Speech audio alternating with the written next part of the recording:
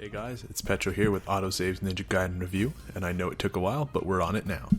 So I'll be reviewing the original release of Ninja Gaiden 3 on the PlayStation 3, and the Razor's Edge edition for the Wii U. I suffered a lot playing these gems, so here it is. I'm going to start with the story, which is god-awful. It makes very little sense, it leaves you wondering if they even tried to make it interesting.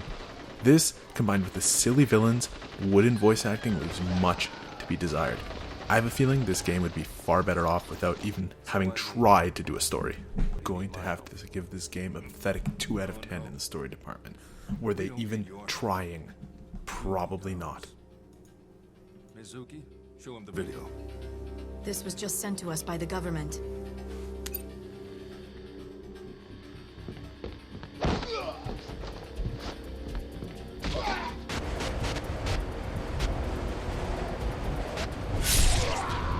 Bring us WiiU Hayabusa! Bring us WiiU Hayabusa! It's you they want. WiiU Hayabusa. Now, let's talk about the visuals. Sadly, this game is mediocre looking, with some textures that seem like they come from the PlayStation 2 era. To make matters worse, some wreck cars seem to be from the PlayStation 1. Fucking disgusting.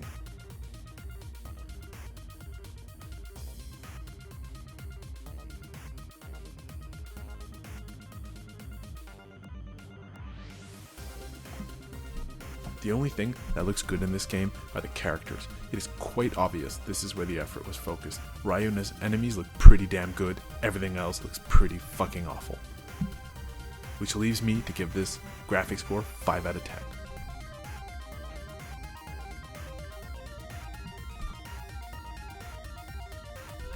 Alright, so let's talk controls. The controls are shit. They're loose and uncomfortable. This becomes exponentially worse when you enter grip murder scenes, which have Ryu almost passing out and limping around slashing enemies as they beg for their shitty lives. It's not a horrible concept, except that the controls essentially only work 1 out of 10 times. Grip of Murder is absolute shit. This game is entirely too reliant on quick input events, which conflict with its button mashing nature. You may be spamming triangle to kill the boss, but in the middle of your attack, it asks you for square, and by then, it's too fucking late. This game just hates good controls, and nothing shows this off better than blocking. Blocking is just the worst thing ever. If you move the control stick, you dash. The sensitivity is too damn high, you get hit all the time. Gameplay, 4 out of 10. By now, I'm sure I have no need to tell you guys, I absolutely dreaded coming home from work and playing this game, so I'm sure it's no surprise that I give this game a fun score of about 2 out of 10. The only satisfaction I got was the kind you get from becoming good at a dead-end minimum wage job. Yup, factory workers' satisfaction. The progression of this game is horrible. It has a lack of power-ups, a lack of weapons, it makes the game boring and uneventful as dinner with your grandparents. I won't really get into it, as it's not really my thing, but I would grade the music 6 out of 10. You know, it was upbeat, but it was so repetitive and I got tired of hearing it after 20 minutes. All in all, I give this game 3.3 out of 10, and I should be fucking grateful to get that much. Alright, the first part of this review is done. Unfortunately, I may have a masochistic streak in me, so here's what I think of the Razor's Edge version. Since you guys sat through several minutes of me bitching and moaning, and all that negativity probably filled you with bad vibes, here's what I like about the Razor's Edge edition. Firstly, this game has tighter controls in general. This is even true of Grip of Murder, which they completely changed. Instead of the control nightmare it once was, it's now a killing spree where you have to kill to heal, or your life bar will be completely depleted. I fucking loved this section. Character progression is now a thing. Yup. They finally pulled their heads out of their asses and made this a real game. There are loads of power-ups, weapons, costumes, alternate characters, and challenges. And given that you don't start at full power, the game is far more challenging. In the graphics department, it got a 1080p boost, so the graphics are definitely better. The devs also decided to add combat dismemberment visuals, which are pretty damn cool.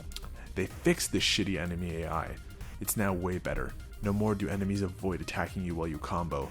Now, they show no mercy and viciously attack you whenever they fuck they want. Well, think I said too many good things. It's time for some more negative shit.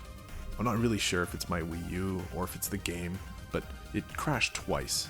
Nothing else has ever crashed my Wii U, just this piece of shit. The controls still have some problems. Certain wall jumps seem to be a struggle between you and the controller. You need to run diagonally? Too fucking bad. You can't. You just fall in the pit and die. And I have about 20 minutes of footage, more than 20, showing this abomination. A minor annoyance, since it doesn't really affect the gameplay too much, but just enough to piss you off, is the walking to running threshold is really difficult to use. You can't sneak anymore. You just tilt a bit. If it's not just the lightest baby touch, you go running a direction. Makes stealth impossible. Alright, well I may as well give this game some scores. So I'll give the graphics 6 out of 10. The music 6 out of 10 since they didn't really change anything. The story has been slightly improved, especially now that Grip of Murder has a purpose. The gameplay is far more fun, it gets a 7 out of 10. The game overall is far more fun, 7 out of 10. Total score, 6.2 out of 10. Maybe I'm generous, but it was so much better in contrast. Alright guys, thanks for watching, I really appreciate it. Make sure to rate, comment, subscribe, and give us any feedback you can. We love feedback. And if there's any other shitty games or hopefully good games you want me to review, just put them in the comments. Thanks a lot. Take care now.